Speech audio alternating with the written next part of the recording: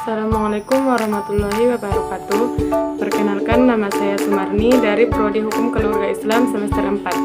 Di sini saya akan membahas mengenai hukum acara pidana. Hukum acara pidana adalah rangkaian aturan hukum yang mengatur tentang bagaimana negara melalui aparat penegak hukum seperti polisi, jaksa, dan hakim mengenai suatu peristiwa pidana, mulai dari penyelidikan, penyidikan, penuntutan, hingga pelaksanaan putusan pengadilan terhadap seorang yang diduga melakukan tindak pidana. Nah, yang pertama kita akan membahas mengenai pengertian hukum acara pidana. Secara umum, hukum acara pidana adalah hukum formil yang berfungsi sebagai sarana untuk menegakkan hukum pidana material.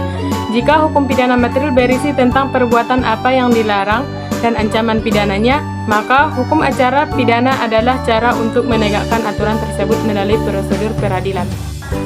Yang kedua, yaitu dasar hukum acara pidana di Indonesia.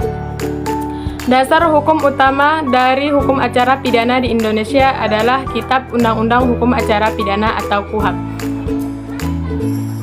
Undang-Undang Nomor 8 Tahun 1981 dan undang-undang pelengkap lainnya seperti Undang-Undang Nomor 16 Tahun 2004 tentang Kejaksaan Republik Indonesia, Undang-Undang Nomor 2 Tahun 2002 tentang Kepolisian Negara Republik Indonesia, dan Undang-Undang Nomor 48 Tahun 2009 tentang Kekuasaan Kehakiman.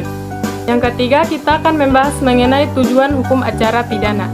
Menurut pasal 1 KUHP dan doktrin hukum, tujuan dari hukum acara pidana adalah untuk menemukan kebenaran material, yaitu kebenaran yang sebenar-benarnya dari suatu peristiwa pidana. Yang kedua, menjamin perlindungan hak asasi manusia, khususnya hak tersangka, terdakwa, dan korban. Yang ketiga, menegakkan hukum dan keadilan melalui proses hukum yang adil dan transparan. Dan yang terakhir ialah menjamin bahwa hanya orang yang benar-benar bersalah yang dijatuhi pidana. Dan yang keempat, kita akan membahas mengenai tahapan dalam hukum acara pidana. Berikut adalah tahapan-tahapan penting dalam proses hukum pidana. Yang pertama yaitu penyelidikan. Penyelidikan dilakukan oleh penyelidik, umumnya dilakukan oleh polisi untuk mencari dan menemukan suatu peristiwa yang diduga merupakan tindak pidana. Tujuannya untuk menentukan apakah suatu peristiwa dapat dilanjutkan ke penyidikan. Kedua yaitu penyidikan. Penyidikan dilakukan oleh penyidik atau polisi atau instansi lain yang diberi kewenangan. Tujuannya untuk mengumpulkan bukti-bukti dan menetapkan tersangka.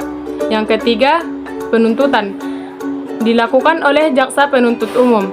Tujuannya untuk melimpahkan perkara ke pengadilan berdasarkan hasil penyidikan.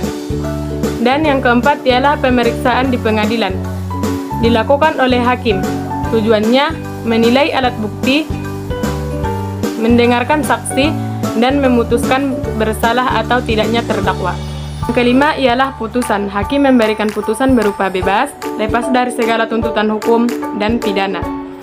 Yang keenam ialah upaya hukum. Tersedia untuk pihak yang merasa dirugikan dengan putusan, yaitu banding ke pengadilan tinggi, kasasi ke Mahkamah Agung, dan peninjauan kembali atau PK. Yang kelima, kita akan membahas mengenai prinsip-prinsip dalam hukum acara pidana. Beberapa prinsip penting yang berlaku dalam sistem hukum acara pidana antara lain yaitu asas praduga tak bersalah, yaitu setiap orang dianggap tidak bersalah sampai ada putusan pengadilan yang berkekuatan hukum tetap.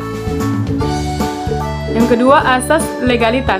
Semua tindakan penegakan hukum harus berdasarkan hukum.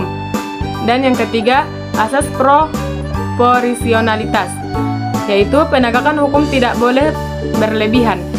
Dan yang keempat ialah asas cepat, sederhana, dan biaya ringan, yaitu proses peradilan harus dilakukan seefisien mungkin. Dan yang terakhir ialah asas audi et altrim partem, yaitu hak setiap pihak untuk didengar. Dan yang keenam, kita akan membahas mengenai peran para pihak dalam hukum acara pidana. Pihak peran yaitu polisi melakukan penyelidikan dan penyidikan. Jaksa melakukan penuntutan dan eksekusi putusan. Hakim memeriksa dan memutus perkara di pengadilan. Terdakwa orang yang diduga melakukan tindak pidana. Penasihat hukum membela hak-hak terdakwa. Saksi dan ahli memberikan keterangan di pengadilan. Dan korban dapat memberikan keterangan atau permintaan keadilan. Cukup sekian yang dapat saya sampaikan. Saya mengucapkan terima kasih dan semoga bermanfaat. Assalamualaikum warahmatullahi wabarakatuh.